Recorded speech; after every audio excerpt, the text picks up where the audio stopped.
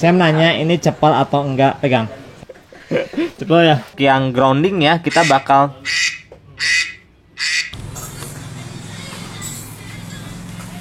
Selamat datang di video Go. Hari ini kita bakal bongkar wiring dari Haltech Elite 2500. Sebenarnya wiring sudah jadi, cuman bakal kita refurbish lagi, bakal kita make lebih better lagi. Jadi kita akan bikin engine harness atau engine wiring harness yang asalnya seperti ini, bajunya agak sedikit gombrang. Kita bakal bikin lebih skinny lagi, lebih tight lagi, sehingga footprintnya bakal terlihat lebih kecil.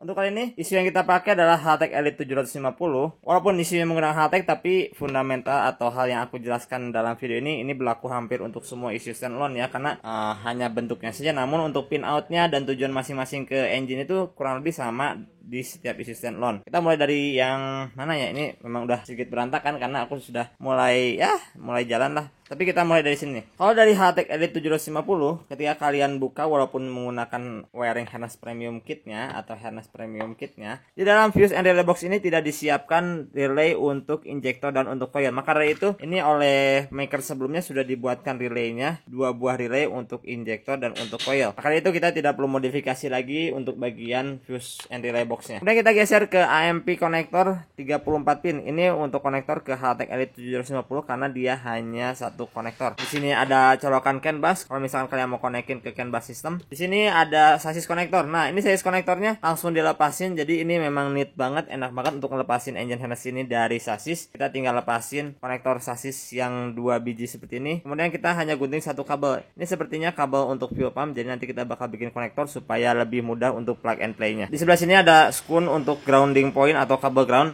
Kalau misalnya kita lihat sih kabel groundnya menuju ke relay sini. Jadi sepertinya kabel grounding untuk relay. Kita geser ke bagian depan. Nah, dan dari sasis konektor ini ada 2 buah cabang. Yang satu nyambung ke harness karena dia supply atau trigger ke ECU. Dan yang satunya lagi ini ada kabel yang menggunakan braided sleeve namun gombrang. Ini kabel tujuannya ke wiper. Ujung-ujungnya pada lepas karena memang umur kabelnya sudah getas. Jadi ini lepas, aku juga nggak tahu ini harus nyobain satu nih pin outnya nih. Tapi kalau untuk ini hanya perkara 4 kabel, jadi tinggal kita switching aja. Nah, ini kita geser ke bagian engine bay nih. Ini seperti biasa, grommet ini membatasi antara engine bay dengan kabin. Kita mulai geser ke engine bay ya. Hal yang pertama kali keluar setelah dari firewall adalah sub harness dengan warna kuning. Nah, ini kalau di Haltech warna kuning ini menandakan ini adalah kabel untuk coil atau untuk ignition. Oleh maker sebelumnya dibuatkan sub harness lagi atau konektor 4 pin dan 2 pin. Ini untuk grounding coil, ini untuk 12 volt coil, dan ini untuk signal coil. Karena untuk Haltech Elite 750 ini setup untuk wiring harness ini kebetulan sudah fully sequential. Jadi masing-masing coil dapat signal masing-masing dari ECU. Jadi untuk sub harness coil terdiri dari 6 kabel, 4 signal dan 2 untuk supply yaitu grounding dan 12 volt. Kemudian kita lanjut maju lagi. Di sini ada kabel untuk alternator kontrol. Biasanya ini tidak ada hubungan dengan ECU, namun disatukan dalam engine harness supaya lebih clean lagi. Untuk pin outnya hanya 2 yaitu alternator light dan 12 volt ignition yang berfungsi sebagai trigger untuk si alternator. Jadi dia tahu ketika kunci kontak on, alternator bakal hidup. Kemudian kita lanjut geser. Di sini ada branch lagi. Branch ini kalau kalian lihat di sini sudah aku buka. Ini ada 2 buah kabel shielded wire. Nah, kalau kalian sudah pernah nonton fundamental mengenai isu standalone, kalian sudah tahu ini berarti kabel untuk trigger cam sensor atau crank sensor. Kebetulan untuk mesin Mitsubishi ini crank dan camnya itu berada di satu titik. Jadi hanya menggunakan 4 kabel, 12 volt, trigger, home, dan untuk grounding. Untuk kalian yang pernah nonton video mengenai fundamental isu standalone, kalian pasti notice ini grounding untuk triggernya salah nyambung atau kurang tepat karena disambunginnya malah ke kabel shielded dari shielded wire ini. Yang dimana harusnya kabel grounding ini nyambungnya ke yang warna biru. Karena kabel signal ground itu untuk Haltech kodenya warna biru ini malah sambunginnya ke yang shielded wire. Jadi dia malah bersatu dengan noise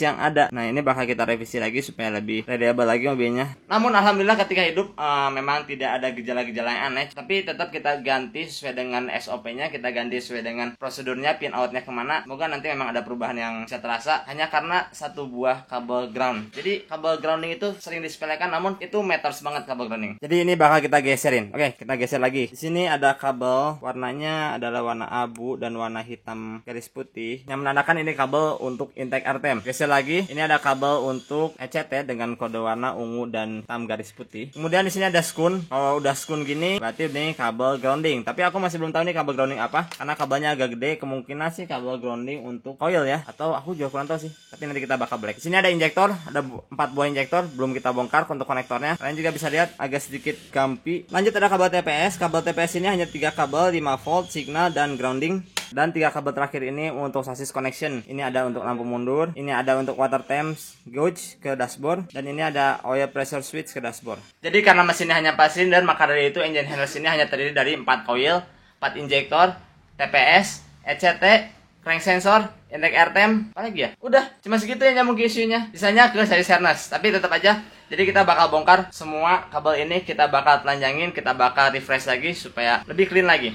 Nah, supaya kita bisa lihat dalam mana kabel ini, berarti kita harus bongkar semua si sleeve-nya. Tapi sebelum kita bongkar sleeve-nya, kita harus dipin dulu. Jadi kita harus lepasin dulu pin-pinnya dari konektor-konektor ini. Ada beberapa yang memang sudah langsung lepas seperti ini, tapi seharusnya kita menggunakan alat depinning tool seperti ini. Jadi harus congkel-congkel sampai akhirnya lepas.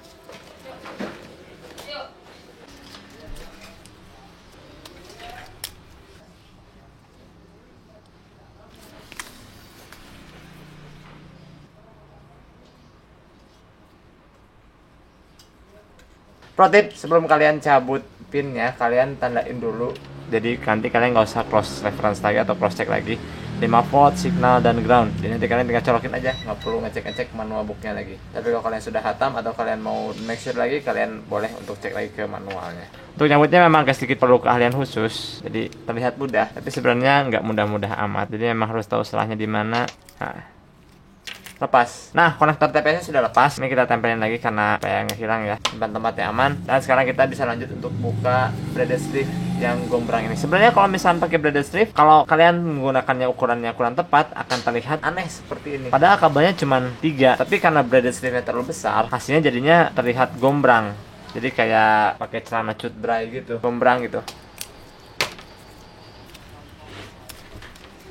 Nah, sekarang setelah dibuka kelihatan kabelnya tuh hanya sebesar, ini kecil banget, nggak akan nyampe 5 mili. Tapi braided sleeve-nya ini terlalu besar, alias bajunya terlalu gombrang. Jadi kayak anak-anak hip hop zaman sekarang suka pakai baju yang oversize, jadi terlihatnya gombrang. Jadi ini bakal kita buang, kita ganti pakai yang seukuran. Ini juga ada satu hal pro tips and trick. Kalau kalian bikin engine harness seperti ini, pastikan kalian menggunakan electrical tape atau insulation tape yang automotive grade. Soalnya kalau misalkan pakai insulation tape yang biasa, ini kalau kena oli, lihat nih, kena oli atau bahan bakar, jadi cepol. Jadi cepol nih, cepol ini, beneran.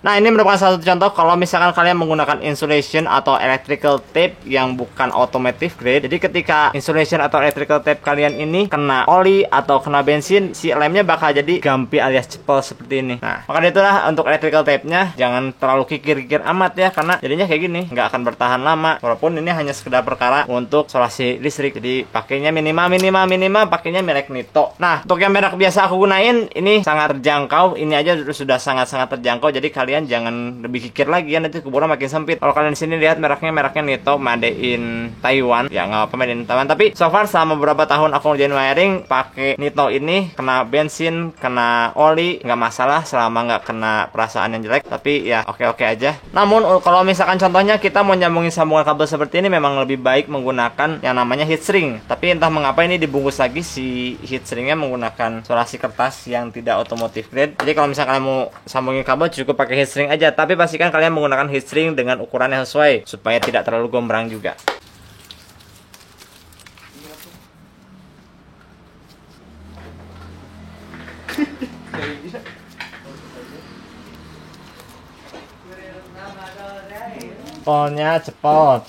Cepolnya.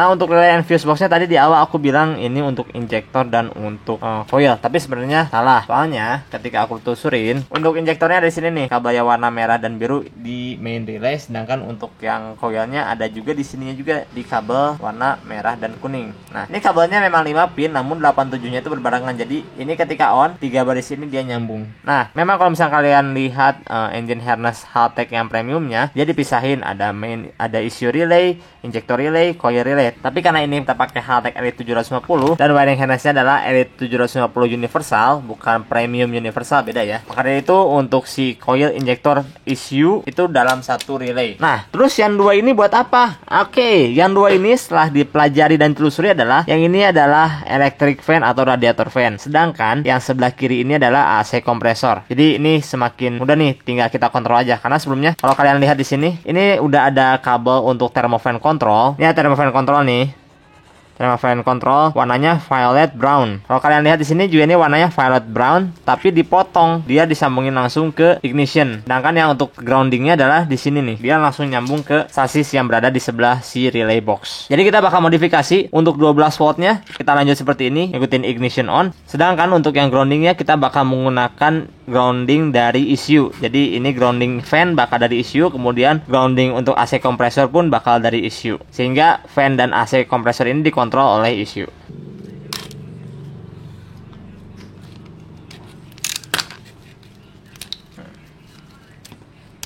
Berhubung warna kabelnya sudah warna-warni, jadi ya kita bikin warna kabelnya makin warna-warni. Nah, untuk yang fan kita 12 volt ignition triggernya pakai warna ungu. Untuk yang kompresornya kita pakai warna biru muda. Berbagai macam warna biar udah kagok banyak sambungan, kita warnanya bikin warna-warni.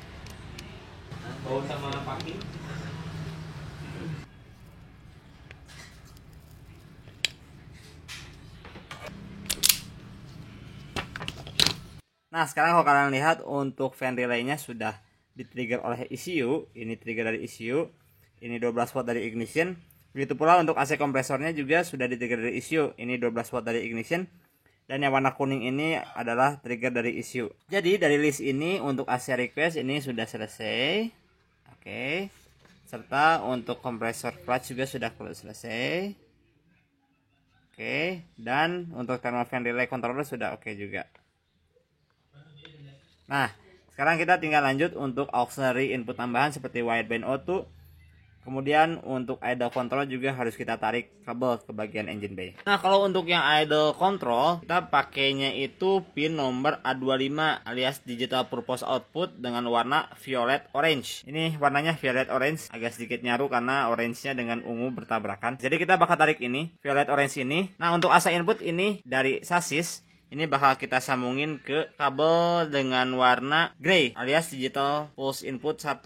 Nih, ini kabel warna grey. Jadi ini bakal nyambung ke sini. Ini kita solderin aja langsung. Nah, untuk wideband outputnya, dikarenakan di mobil ini sudah ada IM Uego yang ada wideband controlnya, kita bisa menggunakan output linear voltage dari IM Uego ini untuk masuk ke wideband ECU. Jadi bisa dimonitor juga oleh ECU. Jadi kita bisa pakai closed loop untuk fuel controllingnya. Dan yang terakhir, selagi kita buka si wiring harnessnya, kita juga bakal nambahin satu inputan ekstra karena kita masih punya ini analog voltage input 3 dengan warna kabel yellow yang berada di port A15. Ini kosong. Kita bakal jadiin ini sebagai fuel pressure input. Fuel atau oil aku belum tahu yang mana, tapi kita bakal masukin pressure input. Jadi kita perlu 5 volt ground sensor dan analog voltage input dengan warna yellow. Yellow.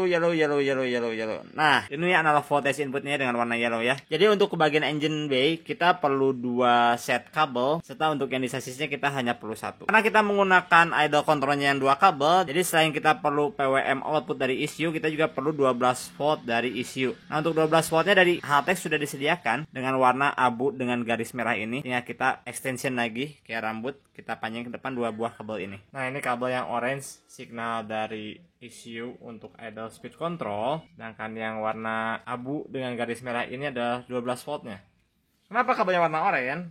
Karena kebetulan untuk warna kabel ungu dan oranye lagi habis, jadi ya adanya oranye aja, kita pakai warna oranye. Walaupun memang agak sedikit ambiguity dengan warna 5 voltnya juga kan oranye, tapi oranye berbeda, oranye agak jauh, tapi jadi aman-aman aja lah. Nah, ini semua untuk wiring tambahannya sudah selesai, sudah siap untuk kita routing. Nah, kita juga bakal revisi untuk yang bagian trigger ya. Kalau kalian lihat di sini untuk trigger dan home-nya ini dia masih menggunakan 2 kabel, sedangkan untuk output dari crank angle sensor si 4G93 ini hanya memerlukan 4 kabel, yaitu 12 volt, ground, signal cam, dan signal crank. Jadi sebenarnya ini kita bisa hanya menggunakan 1 kabel saja. Jadi yang asalnya nyambung ke warna kuning di kabel home ini kita pindah ke warna hijau, tapi kalian pindahkan juga untuk pin out yang ada di isunya. Nah, itu merupakan salah satu pro tip buat kalian. Kalau memang posisi trigger si crank dan camnya itu nyatu, kalian bisa menggunakan 1 kabel shielded. Jadi untuk yang kabel shielded yang ada garis hitamnya atau kabel shielded yang harusnya ke bagian home itu bisa kalian tidak gunakan. Jadi kabelnya bakal jauh lebih kecil lagi yang ada di engine bay-nya. Jadi untuk triggernya kalian hanya perlu 1 kabel shield, yang dimana 1 kabel shield itu terdiri dari 4 kabel yang isinya adalah 12 volt, ground, cam sensor, dan crank sensor. Hanya dalam 1 kabel. Tapi dengan catatan,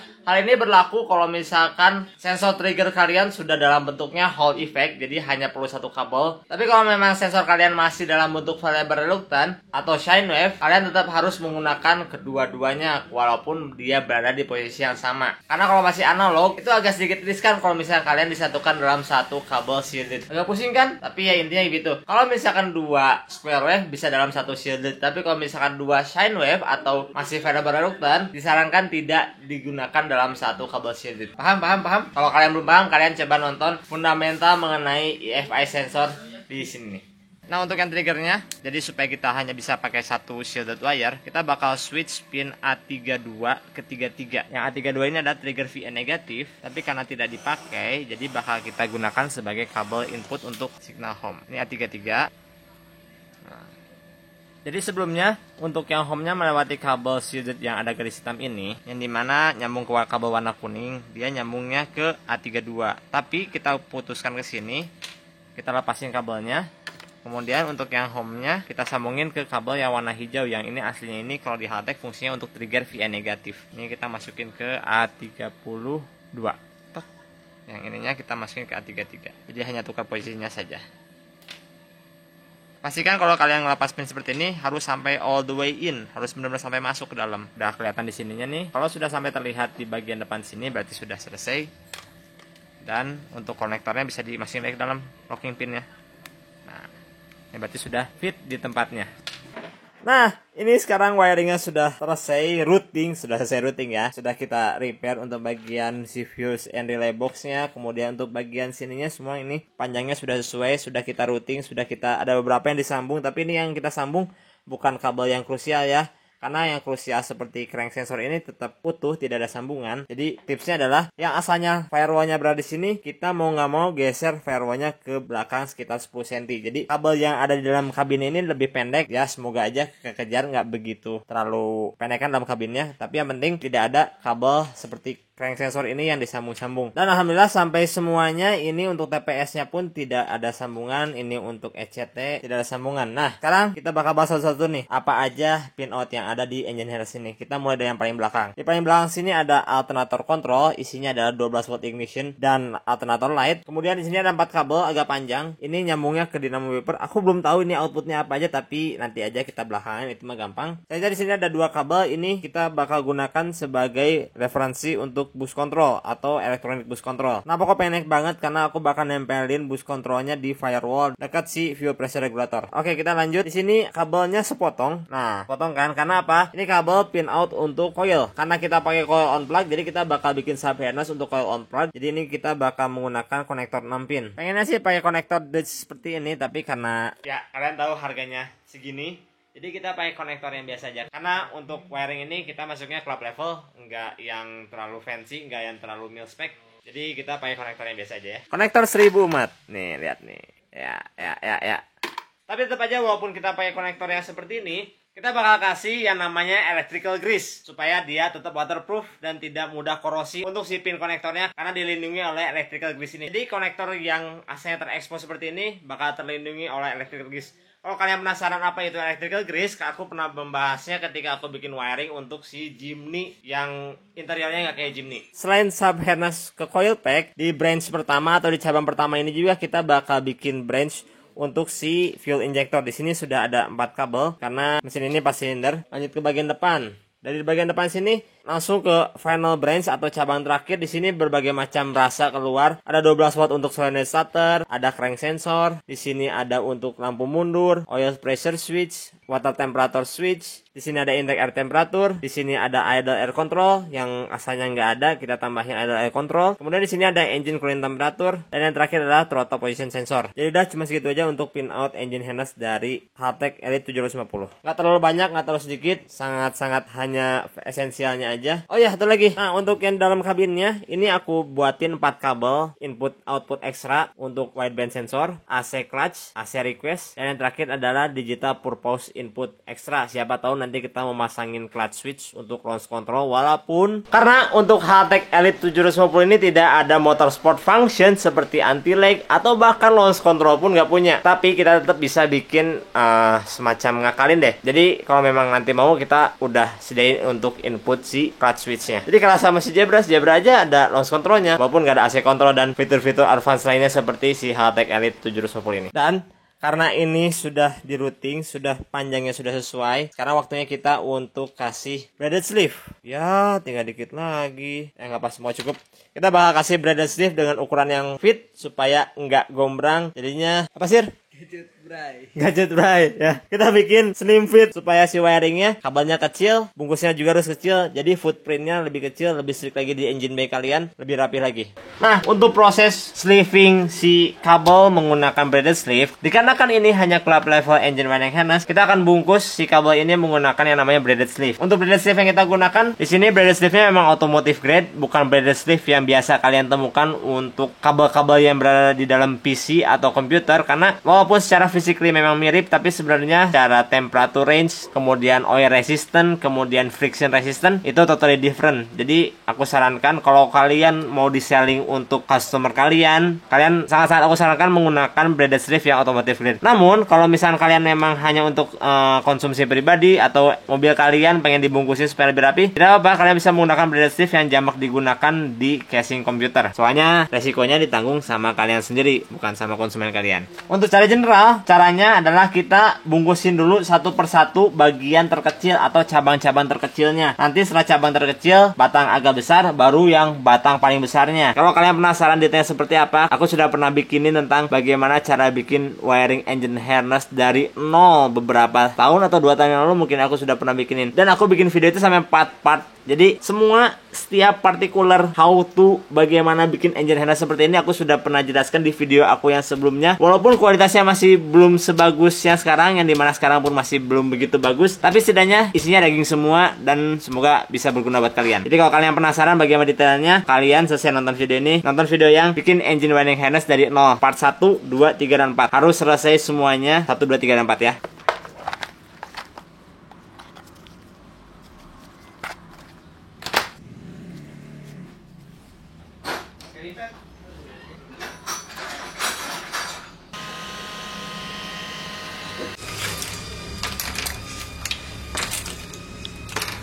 Nah, setelah wiringnya rapi seperti ini, sekarang waktunya kita untuk sambungin ke konektornya. Kita bakal ganti untuk bagian dalam si pin konektornya. Kalian bisa lihat sini kan kualitasnya sudah kurang bagus. Terutama konektor-konektor yang seperti ini, yang warna putih basic seperti ini totally kita bakal buang. Kita nggak akan pakai lagi karena kita bakal ganti pakai yang baru. Ya, minimal kalau misalnya kalian mau pakai konektor basic seperti ini, jangan terlalu kikir ya, jangan terlalu di reuse ya. Kalian wajib ganti baru untuk konektor yang kecil-kecil seperti ini. Kecuali kalau konektor yang spesial seperti ini, seperti yang ada di depan kalian, ini merupakan konektor injektor Bosch EV1. Ini ada 4 biji, ini untuk TPS, ini untuk trigger sensor, ini untuk engine coolant temperature, dan ini untuk IAT, tapi bakal kita ganti. Jadi untuk konektor-konektor spesial seperti ini, kita bakal reuse untuk bagian luarnya, karena ini konektornya juga masih bagus. Namun sekali lagi, untuk pin bagian dalamnya, kita bakal ganti baru. Nah, untuk yang intake air temperature control, karena kita menggunakan sensor dari GM, nah maka dari itu, untuk konektornya pun ini berjeniskan atau namanya itu ada Delphi konektor. Untuk Delphi konektor ini agak sedikit berbeda dengan konektor biasa. Kenapa? Karena kalau untuk konektor biasa seperti idle air control ini, kita klimping dulu kabel ke skun, kemudian kita masukin si kabel ke si konektornya. Nah, sampai klik seperti ini. Tapi kalau untuk yang Delphi seperti ini, kita harus masukin dulu kabelnya ke karet atau ke si grommetnya. Setelah itu kita masukin kabelnya ini ke konektornya. Baru setelah itu kita akan crimping ke si pin konektornya. Jadi, nah baru setelah di crimping kita tarik kabelnya ke bagian bawah. Ini agak sedikit tricky. Sampai ngeklik. Nah, setelah ini baru kita kasih grommet ke atas. Dan ini sudah selesai. Jadi emang agak sedikit berbeda untuk konektor-konektor biasa. Kita masukin dulu Jadi kalau kalian pakai Delphi ini, kalian harus masukin dulu kabelnya ya, baru kalian crimping ke si pin konektornya.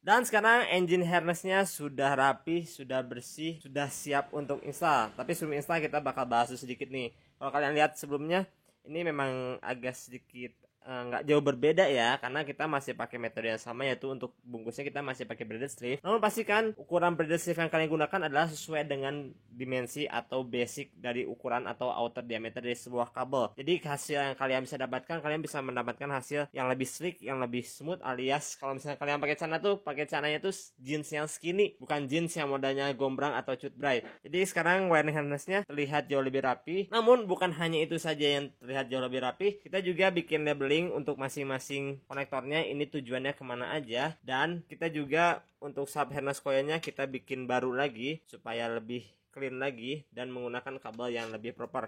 Kalau kalian lihat di sini untuk yang sub harness coilnya kita pakai twisted concentric, karena untuk ruangan di balik bracket coil on plug ini dia memang sangat sempit, sehingga kalau misalkan kita menggunakan metode yang biasa itu bakal terlalu banyak stres untuk si kabel bagian yang belok radiusnya yang agak tajam seperti ini. Maka dari itu untuk sub harness coil on plugnya kita menggunakan metode twisted concentric, jadi kita bisa mendapatkan hasil kabel yang lebih lentur dan fleksibel seperti ini. Namun bukan hanya luarnya aja, untuk dalamnya pun kita 95% kita reroute lagi kabelnya, kita bikin sambungan-sambungannya lebih bagus lagi. Nah sekarang engine harness dari Elite 710 hasil refurbish ini sudah siap untuk kita install ulang di mobilnya.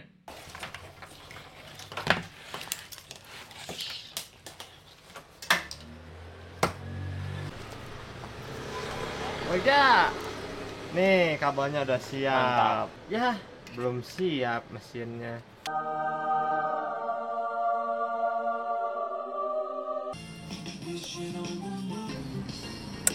Dan yang terakhir kita colokin sensor terpenting dari wiring harness, yaitu crank sensor. Nah, sekarang semua engine harness yang baru kita remake ini untuk Haltech Elite 750 sudah selesai. Mulai dari coil on plug kita kasih sub harness, jadi ada nyumput si kabelnya di bawah coil on plug bracket. Jadi untuk wiring coil on plug ini harnessnya atau sub harnessnya nyumput di bagian bawah si plate-nya, dan di bagian belakang sana ada sambungannya atau ada konektornya lagi. Nah kan di sini ada, dari aku sudah sebutin nih, crank sensor, ini untuk TPS, ini untuk idle air control. By the way, ini idle air control ini baru kita pasang karena sebelumnya mobil ini tidak dilengkapi dengan idle air control, alias idle air controlnya itu yang berbentuk stepper, sedangkan Haltech Elite 750 tidak support untuk stepper. Jadi kita kasih idle air control dengan 2 pin yang berjeniskan pulse width modulation atau PWM. Jadi si Haltech Elite 750 ini mampu untuk controlling idle air control valve ini. Selain itu juga di sini kita tambahin intake air temperature sensor karena sebelumnya tidak ada juga. Jadi semua sensor untuk EFI system ini sudah lengkap. Yang berarti kita ready untuk cobain cranking si mobil ini. Bismillahirrahmanirrahim.